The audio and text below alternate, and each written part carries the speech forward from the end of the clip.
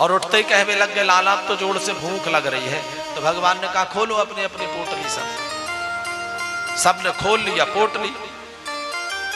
अब कोई बेझर की रोटी लेकर के आया मैया, कोई मक्के की रोटी लेकर के आया, कोई चने की रोटी लेकर के आया, कोई गेहूं की लेकर के आया, कोई दधी ओदन लेकर के आया और सब तोड़ते हैं। अच्छा भगवान ने पहले से ही 2 रोटी हाथ में ले ली, ऐसे दोनों हाथों में, और कहते कि अरे मधुमंगल कौन सा अचार लायो ने एक मोको ही दीजियो। तो मधुमंगल अचार देते तो एक ये उंगली में, कबू श्री दामासी ये उंगली में, ऐसे सब सखान से अचार ले लेके ऐसे उंगली पर दबाए लियो, रोटी खामे फिर अचार चखें। तो कभी कोई सखा कहता लाला देख मेरी मैया ने कितनी अच्छी माखन की दधी ओदन दियो है। खुद खाते और भगवान के मुख में लगा देते और भगवान भी खा लेते हैं। कोई बेझर की रोटी लेकर के आए मैया और कहते लाला देखियो मेरी मैया ने कितने सुंदर बनाई बेझर की रोटी और चटनी। तो वो सखा वो खिला देते। ऊपर से ब्रह्मा जी देख रहे थे। ब्रह्मा जी ने कहा ये भगवान है, दोनों हाथों में रोटी, सब उंगली में अचार और झूम झूम करके घूम घूम करके खा रहे हैं, और दूसरे के मुख की जूठी रोटी। पर ब्रह्मा जी ने कहा कि भाई इनके प्रागट्य के समय पर, जन्म के समय पर तो हम भी गए थे, हम भी प्रार्थना करके आए थे। ब्रह्मा जी ने कहा भाई ज्यादा शंका में नहीं पड़े, परीक्षण कर लेते। तो ब्रह्मा जी ने सोचा कि अभी पता चल जाएगा भगवान है कि नहीं है। तो यहां भगवान बैठे खेल रहे थे और वहां पर सब भगवान के बछड़ों को ब्रह्मा जी ने चुरा लिया। और भगवान बछड़ों को देखने गए तो सखाओं को चुरा लिया। जब बछड़े भी नहीं देखे, सखा भी नहीं देखे, तो भगवान रोने लग गए और रोते रोते कहते ओहो ये ब्रह्मा जी की लीला चल रही है। भगवान ने कहा अच्छा ब्रह्मा जी हमारा परीक्षण कर रहे हैं, ये समझते हैं कि इनके अलावा कोई रचना नहीं कर सकता है। तो रोते रोते भगवान ने, और वहां पर स्वयं बछड़े बन गए, स्वयं जितने सखा थे भगवान खुद बन गए। यावत वत्स पवत्स काल्प कवपुर यावद करांग्रादिकम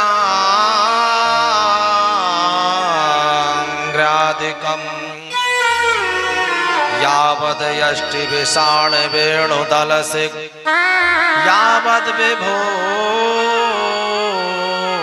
सांबरम। जैसे बछड़े थे ना भैया, बिल्कुल सेम कलर के भगवान ही बने। जैसे सखा थे सेम बिल्कुल भगवान वैसे बन गए। जिसने जैसा दुपट्टा उड़ रखा था, जैसे कपड़े पहन रखे थे, भगवान ही कपड़े बने, भगवान ही सखा बने, भगवान ही छड़ी बने, सब कुछ भगवान बने। और अब तो ब्रज की लीला ही बदल गई। अब तो हर घर में भगवान थे मैया। 1 वर्ष तक जिस जिस गोपी के बेटा बन करके गए, जिस जिस गैया मैया के बछड़ा बन करके गए, 1 वर्ष तक ना तो वो गैया मैया सोई और ना वो गोपिकाएं सोई। अच्छा मैया पता है भगवान ने ये लीला क्यों किया? जब मैया भगवान को गोद में लेकर के दुग्ध पान कराती, तो ब्रज की वो गोपिकाएं टुकुर टुकुर देखती रहती हैं कि प्रभु कभी ये सुख हमें भी देंगे, कभी हमारे भी बेटा बनेंगे। वो गैया मैया गौशाला से देखती रहती, चारा यहाँ खा रही हैं और नजर वहां रहती कि प्रभु जी कभी हमारे भी बछड़ा बनेंगे।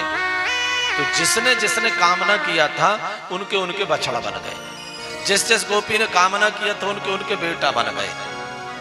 1 वर्ष तक क्रम चलता रहा। और ब्रह्मा जी के तो एक क्षण हुआ था, बछड़े ले गए, सखाओं को छोड़ा और फिर देखने आए जब तक 1 वर्ष हो गया। यहां देखा तो जैसे कि तैसे बछड़े, जैसे कि तैसे सखा। ब्रह्मा जी को भ्रम हुआ कि मैं तो इनको वहां लेटा के आया, यहां कैसे आ गए? और ब्रह्मा जी वहां गए तो भगवान ब्रह्मा बन करके द्वारपालों से कह दिया कि आजकल नकली ब्रह्मा बहुत डोल रहे हैं, देखना अंदर आए तो देना तो 4 डंडे जरा। अब ब्रह्मा जी जैसे अंदर जाने लगे तो द्वारपालों ने कहा ये नकली ब्रह्मा कहां? ब्रह्मा जी ने कहा क्यों रे तुम लोगों ने भांग खा ली है? द्वारपालों ने कहा नकली ब्रह्मा ज्यादा नहीं बोलना, नहीं तोड़ देंगे पैर। अब ब्रह्मा जी ने कहा अच्छा परीक्षण किया हमने, तो गद्दी उजाती दिख रही है। आंख बंद करके देखा तो भगवान ब्रह्मा जी बने बैठे। ब्रह्मा जी ने कहा भैया असली ब्रह्मा तो अंदर बैठे, हम तो नकली ब्रह्मा हैं, बनाए वाले ब्रह्मा हैं, बस उनके दर्शन करना चाहते। द्वारपालों ने कहा रुक जाओ, पूछ करके आते हैं। भगवान ने कहा भेजो। और जैसे ब्रह्मा जी अंदर आए तो भगवान वहां से अदृश्य हो गए। ब्रह्मा जी ने तुरंत बछड़ों को लिया, सखाओं को लिया और ब्रज में आए भगवान को सौंपा। 40 मंत्रों से मैया भगवान से क्षमा याचना किया, पर इतने नाराज थे भगवान कि ब्रह्मा जी की तरफ देख ही नहीं, मुंह फुलाए खड़े, भागे डर के ब्रह्मा जी। तो सुखदेव स्वामी कहते हैं कि इस प्रकार भगवान ने ब्रज में लीलाएं किया।